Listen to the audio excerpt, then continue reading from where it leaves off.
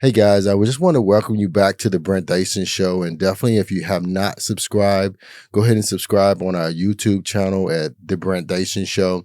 Also, follow us on Instagram at Wellutainment and also the Brent Dyson Show. Make sure you tune in to watch us on Spotify, listen to us on Spotify, as well as on YouTube, the Brent Dyson Show. And make sure to follow us on Facebook. Again, thank you, and thank you for your support. And definitely, we look forward to having you tune in to the next episodes for the next shows.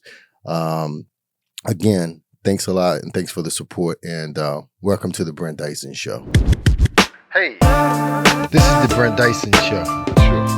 Hey, check it out. Welcome to the Brent Dyson Show. Hey, yeah. This is Brent Dyson. Brent Dyson. Come on. Brent Dyson. I want to welcome to the show Sheila Cherfilus-McCormick. She is phenomenal. We're super excited about having her on the show today. So welcome, Sheila. How are you? I'm good. Thank you for having me. I'm excited. Thanks for coming. I'm really excited about having you. I was looking forward to this. And I see you got on your Howard. Of course. I'm always repping. And I have on my Howard. Yes. You're honorary now. You know, yes, you came to homecoming, so now you're honorary. You're in now. Sheila, you know, I've been to a lot of homecomings before. I've been to Spelman Morehouse homecoming. I've been to, since I'm from Alabama, I've been to the Alabama State Tuskegee homecoming for Turkey Day Classic. I've been to Alabama State, Alabama A&M, Magic City Classic in Birmingham, Alabama. But you guys, Howard. Yes. Y'all take it to a whole nother level. We are the originators. I see. At first, I didn't believe that. Now yes. I'm sold. I'm sold. Yeah. So tell me, what makes Howard homecoming so spectacular? Well, I think it really is a homecoming for all age groups. My son actually right now is at Howard. Me and my husband went to Howard. Our siblings went to Howard. So this is a real legacy thing for us. And all my friends went to Howard. So we all knew we were coming home. And this year is very special. Like this year's was the 100th year of our homecoming. But also this year, we're also getting out there and we're getting ready to celebrate the first woman to be president of the United States, God willing, Kamala Harris. So who also went to Howard. Absolutely. Wow. So we are very proud to be Bisons. We're very proud to celebrate each other. And we just love coming home. So how does that feel being, Chadwick Boseman went to Howard, correct? Yeah. Yes. Wow. Y'all have a true legacy over there. Absolutely. Why did you choose Howard? Why Howard for you? And did you consider any other schools? I actually did. I was looking at Black colleges because at the time I was living in Florida and I was going to a white school. Okay. And I was subjected to all types of racism consistently. Wow. So I wanted a place where I can go and I could thrive. And all my good friends were like, they're going to Howard. So I did a trip with Delta Sigma Theta and they took all of us, all these high school kids up the East Coast and we visited like maybe 10 HBCUs. Wow, nice. And once I went to Howard, I'm like, this is me. It fit me. It looked like me. It was absolutely home. I loved fam, but nothing was like the Howard experience. So looking back, would you have made any other decision other than Howard? Absolutely not. It was part of my destiny. It was actually part of my destiny. When I was a little kid, my parents are immigrants and my grandmother sat us down and she said, okay, everybody has to choose a career, but you can only be a lawyer or a doctor. Choose one, right? And so everybody said— That's part of the Caribbean. Yes, that's all you could do. You have two choices. And I said, well, I don't want to be in healthcare. I'm going to go be a lawyer. And then as I was watching TV, I was learning about Thurgood Marshall. And I said, I want to be like him. So I already had an affinity towards Howard. And then I remembered in high school, I was looking at Jet magazine and they had Howard all over it. And I'm like, there's something about Howard. That's how I even wanted to go to a Black college. And so I said, I'm going to visit all of them so I can make an educated and experienced decision. And as I went through, I saw Howard and I said, this is me. Oh, nice. Yeah. So what advice would you give any young Black young lady who's probably 15, 16, who has aspirations to become a congresswoman? Like, what advice would you give her? Because I'm sure you didn't just jump into at 15, 16 and say, hey, I want to be a congresswoman. Yeah. But some kids at that age, they know what they want to do. Yeah. We're boys, we're still trying to figure it out. Yeah. But, sometimes young ladies have an idea exactly what they want to do. Being that I'm a first generation, what we're taught to do is kind of to do more than survive, right? We got to survive. So I think I was like really in survival mode. I needed a career that was going to give me, a paycheck so my family could survive. And so that's why you could be a doctor or a lawyer. I had no clue that I was going to be in politics. I thought it was outside of my reach. So anyone who's actually thinking about going into politics, what I would tell them is, embrace your experiences. Because when I ran for Congress, people connected with me, not because, I went to law school, not because I was CEO of a business, not because I was in healthcare. They connected because they knew my story of me being a single mother. They knew my story of being a daughter of immigrants. They knew the struggle that I've been through, and that's where they connected. And a lot of young people who I meet, they're ashamed of their stories, which, there was a time when I was ashamed of my story. But you have to embrace your story, your hardship, what you've been through. And that's the story that makes you genuine. That's what people connect to. So I think we need to teach our kids to embrace the hardships. And just because you're going through things or things are hard for you doesn't mean that you're counted out or you don't have a great destiny. In fact, I think it's an indicator that you do have a great destiny that you have to push forward towards. How is it being a single mom and trying to navigate that whole process? It was tough. It was very tough. I think, I was a single mother for like 13 years and I was raising my daughter by myself as I was going through law school. Wow. As I was trying to finish my degrees and I was trying to work, I had supported my family and I supported my friends, but, not having that family union was tough. And, I met my husband in 2015. And when I met him in 2015 and we got married, that was a big game changer. My husband was a single dad and I was a single mother. And so we both already knew what it was to fight by yourself to keep your family together. Right. And so I think once I got married, I was able to dream. It wasn't survival anymore. And I could tap into what was my purpose. And immediately I said, well, I don't want any other single mother to go through what I had to go through to get the services my daughter needed. Now, my daughter had attention deficit, but before we even got to that, she was diagnosed with everything. They misdiagnosed her with every single thing. And I had to pay doctors. I had to take off of work for like a year just to figure out what help I can get her and how we can navigate her through it. But then I had to watch her self-esteem dropping every single day as she felt she wasn't good enough, really because the school system didn't know how to even treat her. And so that was like devastating. And then I also saw the injustices going on in the community because at the time when I was a single mother, when my daughter was diagnosed with everything, it's kind of like you're ashamed. Like, what did I do wrong? Like, how can I help her? And maybe if I was married, if I had her dad in the picture, it would have been different. So you have this kind of like mom guilt on you. So you're not talking to other people. But then the more I kind of like had the courage to talk to my friends, they were telling me that their kids were being misdiagnosed. And so I realized that with the trajectory we were going in, most of the kids who were in our neighborhood who looked like us were all being misdiagnosed. Wow. And the other kids were being put on medication. And so it became very clear to me that if we don't do something, our kids will not only just fall behind, but that was actually feeding the school to prison pipeline. At third grade, that's when those kids got tested. If those kids were testing below level, they recommended that they get tested for attention deficit, learning disabilities. And from there, they're either trying to medicate you or they put you into a group of kids that they feel can't learn. And that's when you have the highest dropout rates. And it correlates with that third grade, that's when my daughter started going through it. That's when I came to see her for lunch and they had bad kids, all the kids who were so-called bad with black faces who struggled with education. Right. And so that's when I said, well, we got to do something about it instead of suffering silently or being ashamed of it. That's very powerful that you say that because I actually went to a high school in a small rural town in Alabama, really small, hee-haw town. You blink your eyes, you miss it. But there was a lot of kids, that were diagnosed, as mean. They would put them in certain classrooms. They would really isolate the kids. They never talked about medication. Yeah. And this was back in the 70s and 80s. So therefore, things were quite different back then. So, and some of the kids I know now are either passed away, killed themselves, or really got into bad situations or went to prison. So that's very powerful that you say that because that's something that definitely needs to be addressed.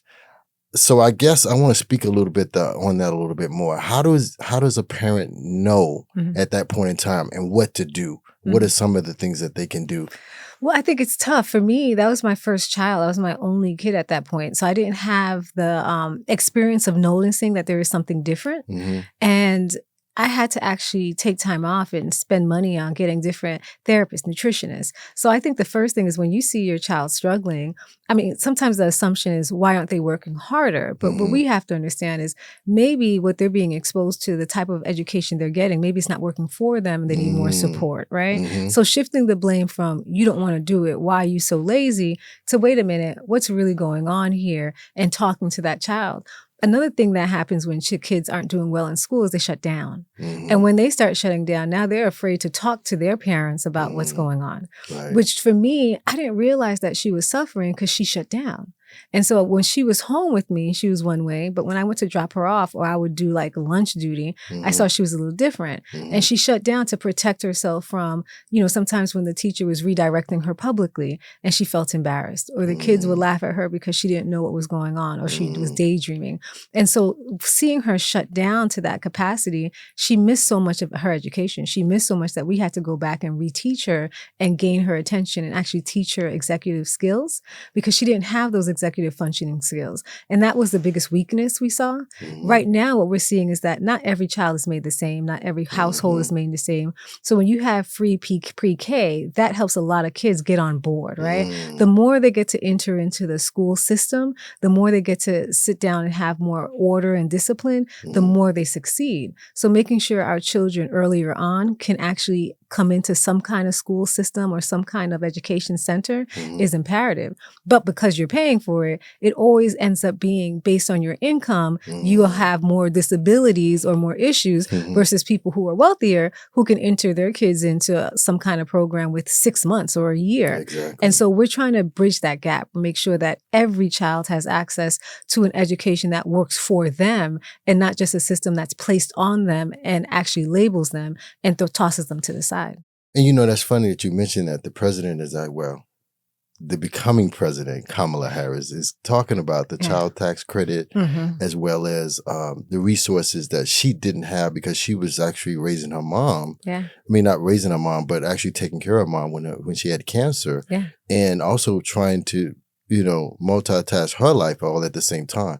But how is the something like that the to be president is actually talking about? How's that going to help?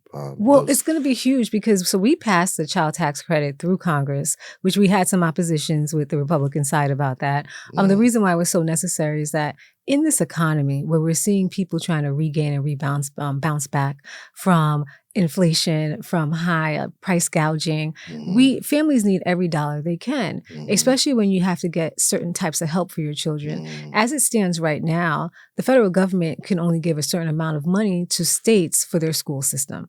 So we've been looking at different ways in Congress on how can we help fund through HHS, which is, Health and Human Services, to have more healthcare professionals in the school setting. So that could be behavioral therapists.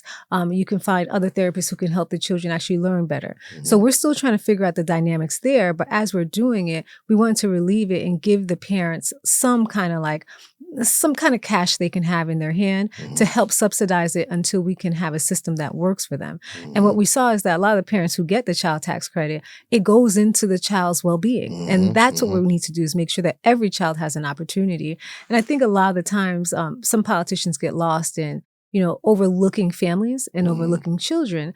And if we're going to have a thriving country, a thriving economy, you have to make sure that the kids who will come and replace you, the kids who will come working within the system, have the ability to work and be successful, but also be innovators.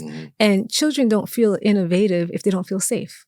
Children don't feel like, well, I'm going to take risks that can make it a better world if I feel like by any minute I'm going to be starving. Like, I don't know if I'm going to eat. Is my mother okay if she's working? So really dealing with our children and families has to be on our forefront.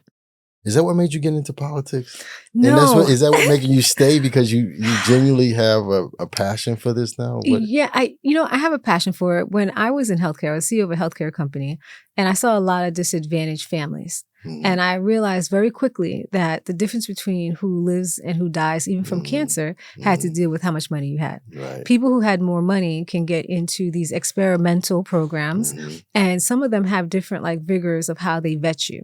And they will look at how much money you have in the bank account. Wow. They will look at your mental health to see if you actually want to live. But if someone has no money in the bank account and you have, a crippling disease, you have a cancer, and you're looking at how you're going to devastate your family financially, if that person has to take a psychological exam and someone who has money and who knows that their family can survive it, if they both take the same exam, who do you think is going to come out better? Exactly. The one who has money. And so I felt like this was so unfair because that sets our entire community at a disadvantage. And when I sat back, I said, wait a minute. So you mean to tell me that now our kids are having a disadvantage, right? And a systemic disadvantage.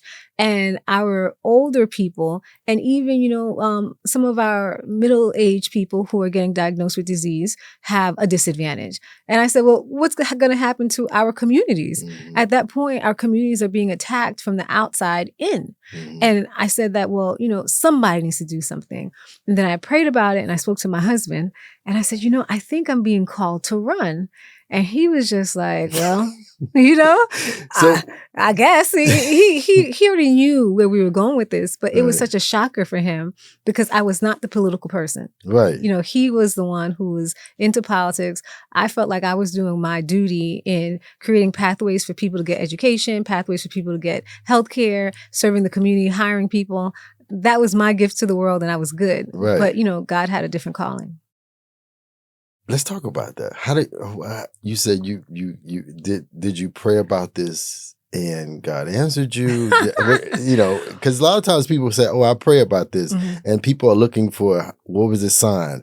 Did God speak to somebody else? Yeah. How did that come to you? So I've always been a prayerful person, a spiritual person, and at that moment when me and my husband got married, one of the things that we knew is that this was kind of like ordained, right? That we get married. And even in our vows, we vow to carry out the wills of God on this earth. Whatever he wills us to do to better this earth and our family, we will carry it out. We will be obedient. Amen. And so that's what we wanted to do. And then I remember waking up and Donald Trump won and I was pissed, right? And mind you, I was like going to sleep. I'm like, Corley, she won. Hillary won. Just let's go to sleep. And he was like this for hours in front of the TV. And I woke up and he's shocked. Like, I woke up and he's still there. He was like, he won. I said, what? And I just couldn't believe it. And then I remember there was a protest, a women's march. And I'm like, I cannot believe this man is here. And then hearing more of the rhetoric. Now, this is before I was seeing everything that was going on. And then to see this man here who already had disdain for minorities. Exactly. And who has worked. Now, originally I'm from New York, so I know what Donald Trump is about and what he's done. And I was like, absolutely not. We have to fight back.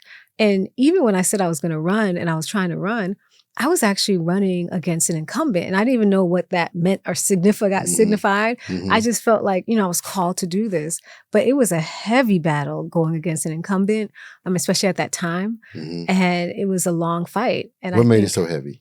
It was heavy because I wasn't the person they expected to run and win, Just came out of nowhere. That's what they thought. But my community knew me. I worked in healthcare. My healthcare office was so I have two counties, Broward and Palm Beach.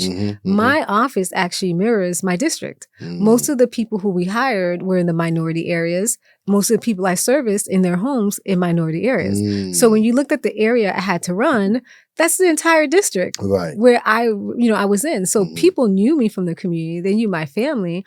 But in politics, if you no one knew me. And they didn't even know, like, I'm Haitian American. Like, my parents are immigrants. They tell us not to get into politics. So I didn't know a congressman. I didn't know the mayor. I didn't know anybody. Like, I was just doing the work I have to do. Right. So, and this seat was supposed to be for a long time elected. They had like a good old boy system and they were supposed to win, because they kissed the ring. And here I am running, not kissing nobody's ring. Right. And they're running like, for the people. Running for the people. And then even when they were like, oh, you need to go and talk to this person and kiss their ring. And I was like, for what? And I didn't That's realize. the Howard in you. Well, it's the Howard in me too. But, if God called me, who's going to be against me? Exactly. Right? And so I was very clear on, Lord, I don't want to be disobedient. And if you're calling me to do it, I'll do it. Come what may, I know the promises you have for me. Exactly. And so what makes me stay in it now seeing it on the other side,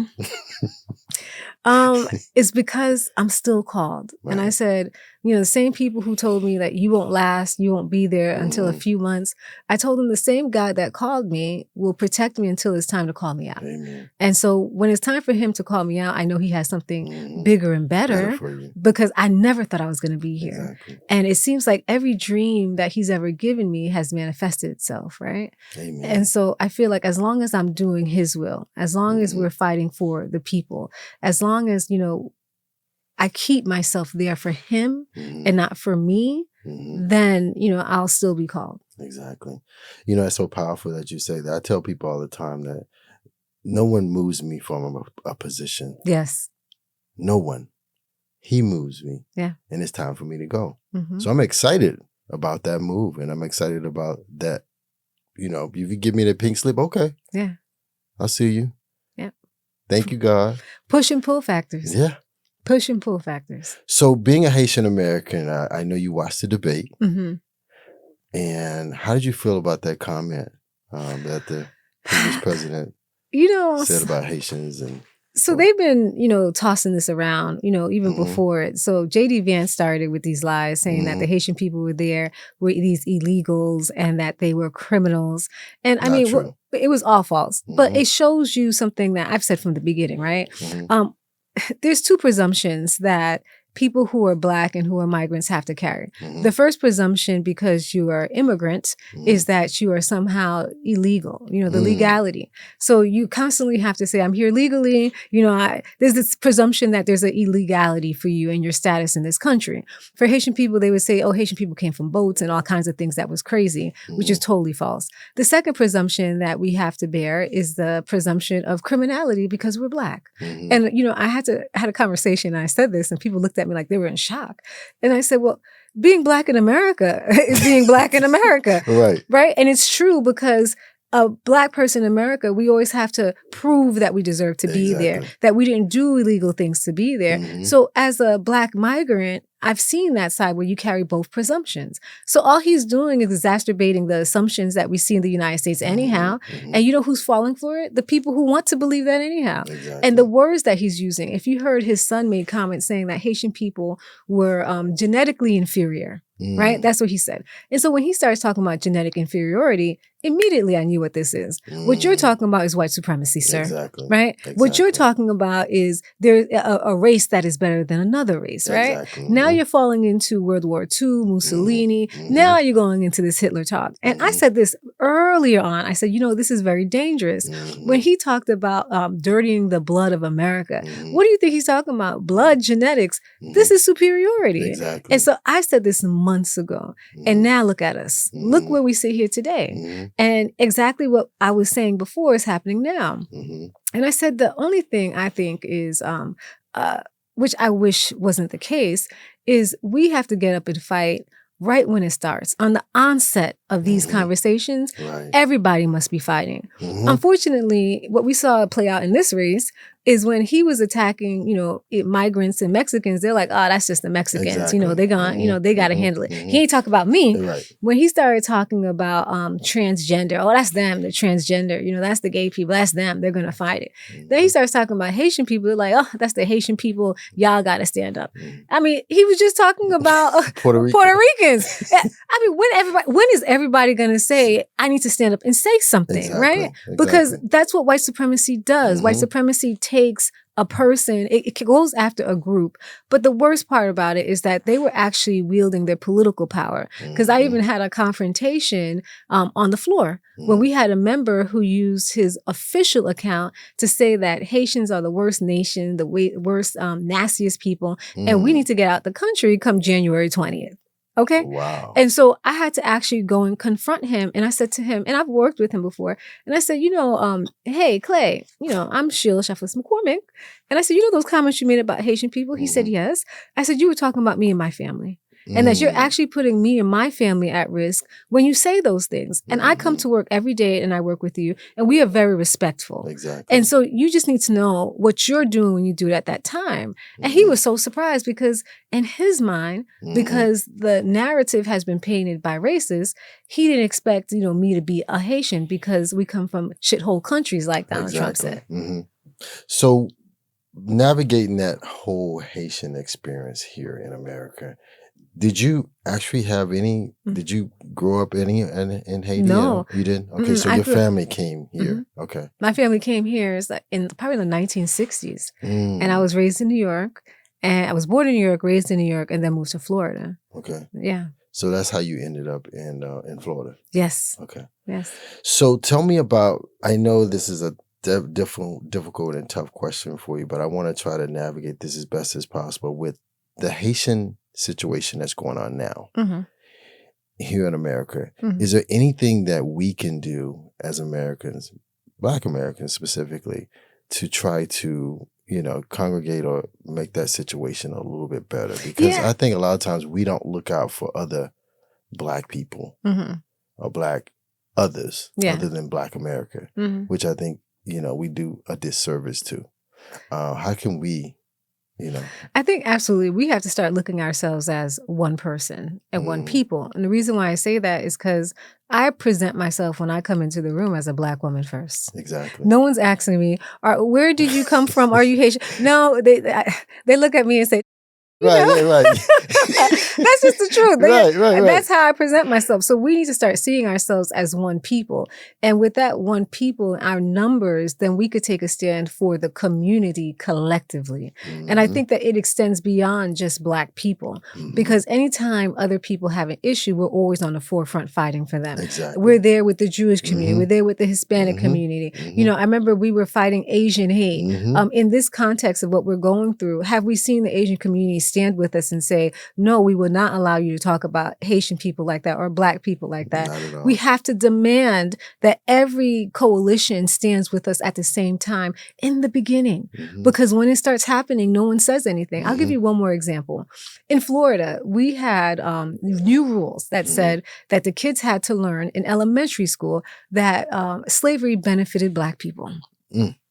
When I had to get up and fight that fight, I didn't see my coalitions with me. When I had to get up and say, this is absolutely false. Like, now you want us to teach our kids lies. It's so false that, everybody knows, because if you take a tour to any of these old plantations, the first thing you're going to see is actually the person's name, where they came from, and their profession, right? And if you look at even history of what Africa was, Timbuktu, where we had educational systems and what we were doing in Africa, then you understood that we already had our education. We already had our skills. We had kingdoms. So for you to think that you actually brought us here and gave us vocational skills, come on now, right? Subjugation could never be a vocational skill, right? Like, we have to be honest. And to teach that, and for so many people who weren't Black to be silent, is astonishing. Because the same way they can pervert my history and teach it to my kids, they will pervert your history and teach it to your kids too. Exactly. But they need to be woken up in the beginning. But how many fights? Like, when they came after the LGBTQ community in Florida, we were sitting there trying to rally people who weren't part of the LGBTQ community, but they were like, no, that's their fight. No, it's our fight. Exactly.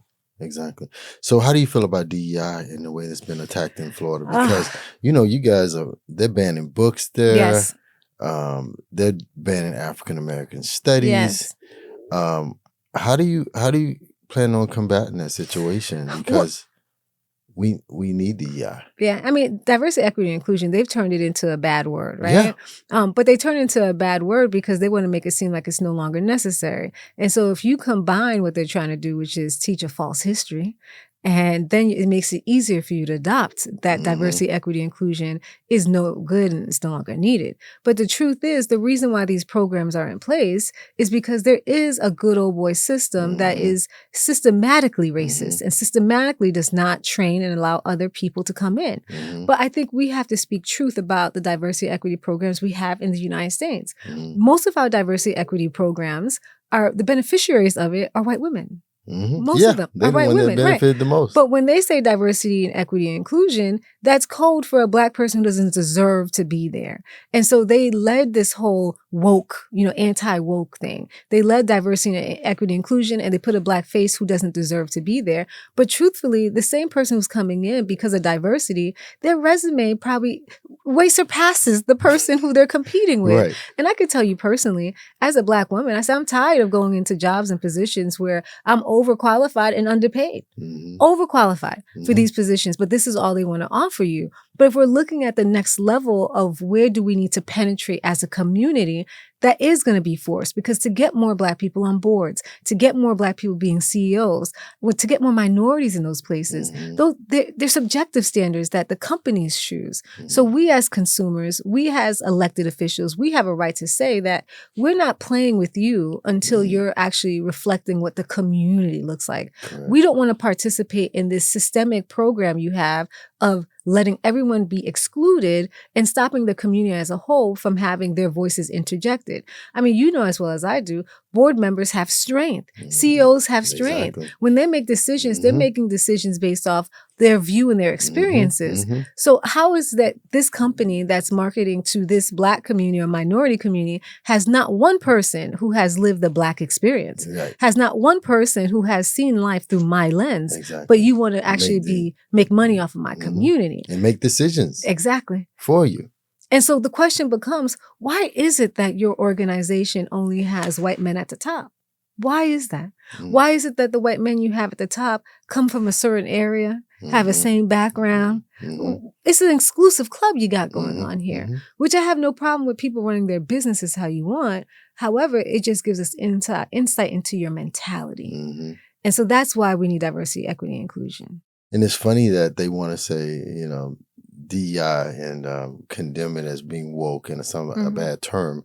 But at the same time, you got people like Kamala Harris, who's way qualified to become president. Yep. But you got Donald Trump, absolutely, has no qualifications. Yep. She was an attorney general. She was a DA, district attorney. She also worked as a senator. Now she's vice president. That resume compared to his resume. Absolutely.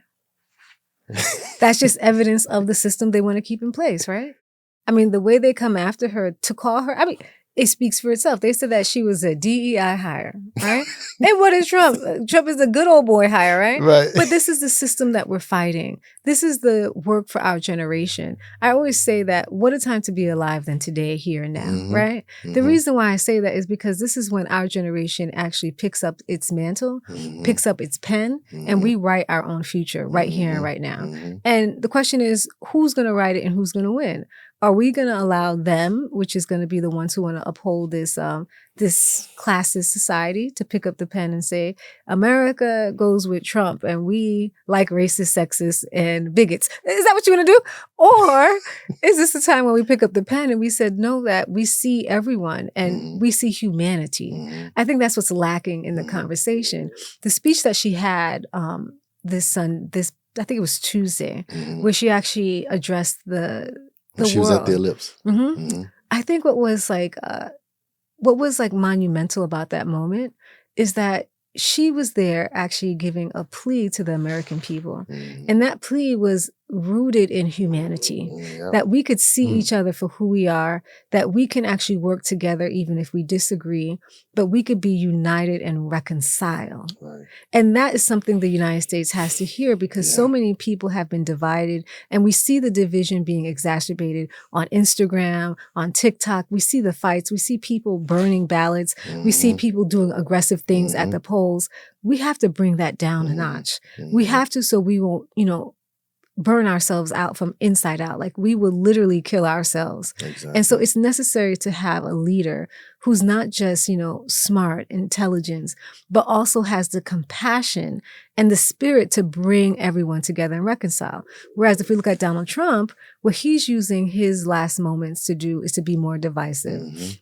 He's supporting people who are saying things like, there's a garbage floating in the ocean right now, and that's Puerto Rico. when he said that, I said, are you crazy? Puerto Rico is the United States territory. The funding for Puerto Rico is approved by the president and Congress. You know how devastating it is for you to look at our territory as garbage? That means you will not take care of those people. That means that you will not give them a system or a chance to survive. It's like saying, well, you know, there's a state out there that's garbage and it's Florida. Well, you know how they're going to treat Florida after that, right? So these are the things that we have to decide as we're looking at this election is how do we as a generation write our history today? How do we define ourselves today? And I'm praying that we define ourselves where we do have Kamala as president. But if we don't, this wouldn't be the first time that the United States has written itself to be a racist or a bigoted country. Yeah, but we're not going back. We're not going back. I don't believe we're going to go back, but we have to acknowledge who we were in the past so we don't make those same mistakes again. Yeah. Kamala Harris. I'm super excited about her. As a Black man, I don't know where this notion comes that Black men don't support Black women. I'm here to say we do. Awesome. And we love Black women and we're going to support, just like your husband loves you and supports you through all this. I mean, can you tell people about the story about him and how supportive he's been through this whole process with you and you guys finding out that y'all won and he was sitting in the car and he couldn't believe it. And can you tell people how Black men really stand up for Black women? They do. You know, I think the writing your narrative, right? I think too many people try to write the Black man's narrative. And so I'm always even a little apprehensive to talk about, you know, to take that space and to take their pen. But I mean, my husband is like, I say he's the best husband that ever existed. He is a Black man. But, you know, I say the same about my father and I say the same about my brother. And my husband has stood by me in everything that I've done. And when we went through the ups and downs of winning this election, when we first were running, well, when I won this election, that night was like the hardest night because the first batch of rounds that came in, it said that I lost.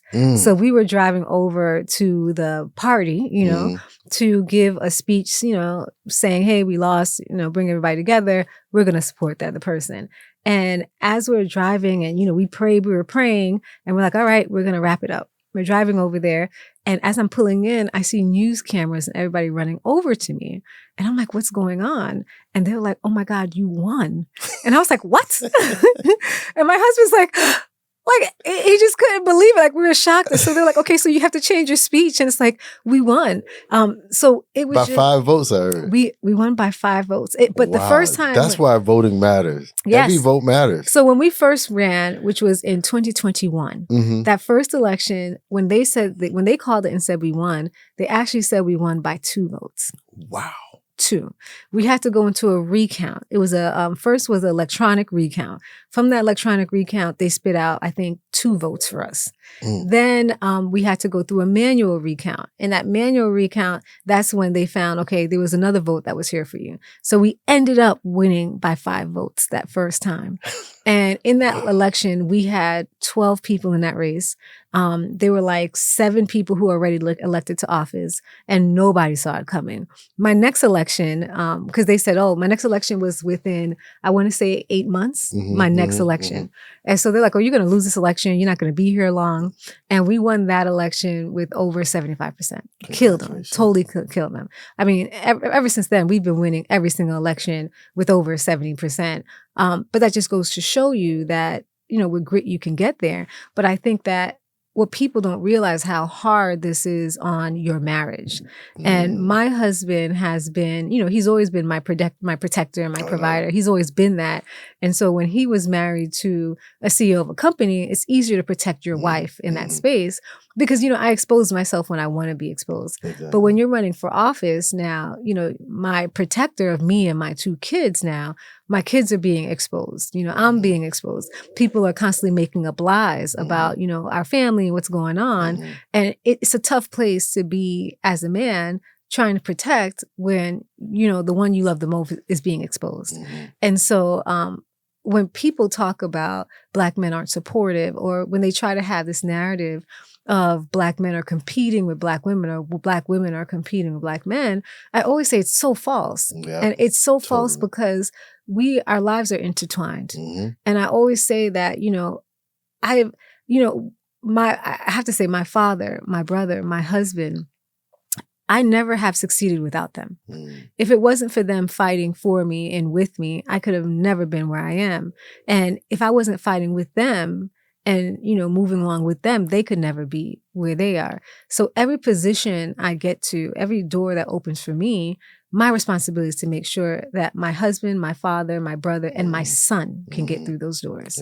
And so that's why I say, when they say that we're divided, we're not. How can I be divided against someone when my son is a man? Exactly. How can I be divided with my father, who I'm watching aging, is a man? Or my husband, who protects me in every single step of the way, is a man?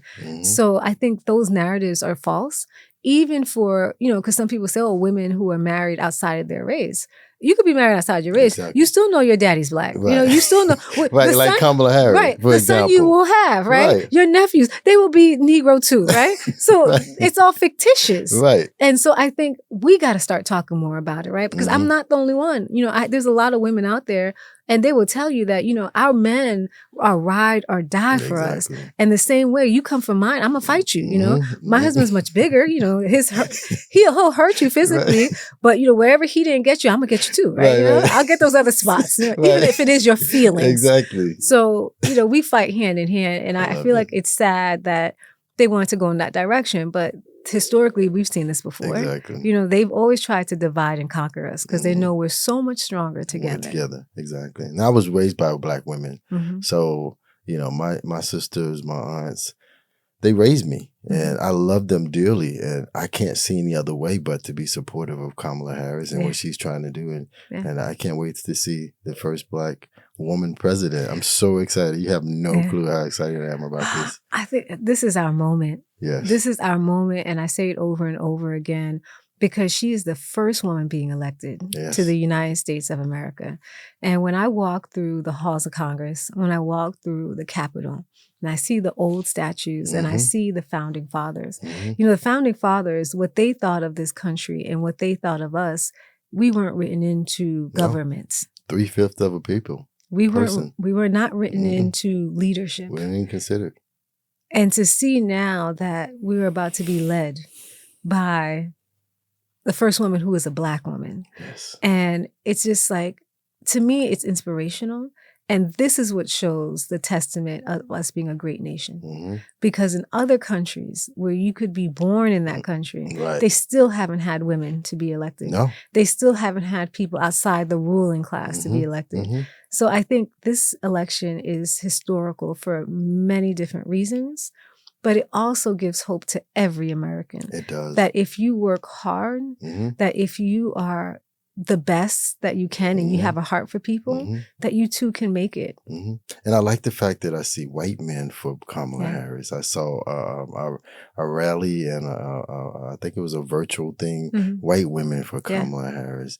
So you definitely seeing a transition and a period where God is coming in to make some changes. And there's nothing you could do. That's what I try to tell people.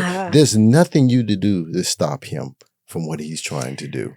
That's what people don't understand. You're not fighting these people. You're fighting a higher source, a higher being. If we're going to talk about a higher source and a higher being, let's recall her journey. When Kamala ran, I was with her the first time and I wanted her to win. And then, she ended up stepping down. Then Biden was looking for a vice president and he took her. I remember a year ago around this time, that's when the talks were about that Biden should look for a different running mate. Do you remember that? They were saying that Kamala's favorability was low. And everyone said, Biden should get a different running mate. And they had this campaign. Totally false. I mean, she was working hard. She was going into community. She was doing everything. Everyone I spoke to loved her. But they had this poll saying that she wasn't likable. And to see, fast forward a year later, to see how much she's raised, to see how much excitement is behind her, to see that really and truly the wind it's like beneath her wings and she just keeps excelling. It's a testament, that when God's before you, no one can be against you. No one could be against you. All of the different schemes they had to destroy them, none of those schemes have prevailed. None of them. And so now we're sitting there we're like 4 or 5 days out, and we're about to watch a miracle. Mm-hmm. It's a miracle. Mm-hmm. Never have we ever seen an election like this, Never. where she had such a short runway. For someone they said was not likable. 2 months, I think, at most. For someone they said, everybody loves her now, right? Right. I mean, so I think these are the inspiration stories that our country's built on. Mm-hmm. This is when we have to remember our past. And this is Mhm. when I say to young kids, like the question you asked me at the beginning, what would I tell a young person who wants to get into politics? Keep your story. Tell your story. Mhm. Don't, that part that, you feel ashamed of, that people didn't like you, they didn't want you there. Mhm. When you succeed, you will be a testament that God was with you by Mhm. telling that story. Exactly. So I tell my story about, when we first ran, it was me and my family trying to do it. Mhm. I tell the story how it was me and my husband walking, knocking on doors night and day. Mhm. And, we won that first election by 5, but that was the first. Ever Mhm. since that election, we've been kicking butt. Like that's just what we're doing, right? You go, girl. We're here to win, But you tell that story and you write your own narrative and you prove to everyone that there is a God who places you there, who keeps you, who protects you. And, don't be dismayed even when they have, these weapons that they actually form against you. Don't be dismayed. Right. If anything, just think about the story with Mordecai. Mm. They built those guillotines. Remember Esther Mhm. Mhm. and her uncle Mordecai. Mhm. They built those guillotines for him and all his sons. And the ones who built the guillotines actually were the ones who were hanging off the guillotines. Ain't that something? And so when you see your enemies, when Mhm. you see them plotting against you, I remember the verse in Romans 2 that says, vengeance isn't yours. Mm-mm. Do not be a vengeful person. Leave that to the Lord, Mhm. and his vengeance will be greater. Amen. But we keep peace with everyone. We keep peace. So what she did to me, for me, when she stood there and she spoke about peace and reconciliation and working together, that to me showed me the anointing. That's evidence of the Amen. anointing. Amen. So I can't wait. I can't either. So what's next for Sheila? Is she gonna run for Senate? Senate. No, I just got here. Everybody says, what's next? I mean, wherever the Lord calls me, I'll be Okay. obedient. I started this because I wanted to be obedient. I will end this because I want to be obedient. So wherever he calls me, I'll go.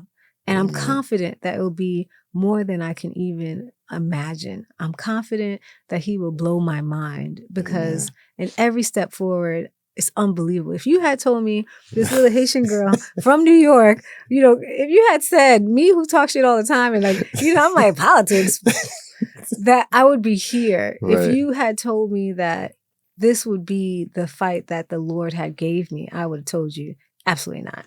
Right. And I talk to people all the time, especially to young kids, minorities, and I tell Haitian people, there are 1.3 Haitian Americans in the United States, 1.3 million. And growing. Yes. And I'm the only one represented in Congress. And if you had told me that I would be the one there, I would have told you absolutely not. Right. And so it further invigorates me to make sure that I'm not the last.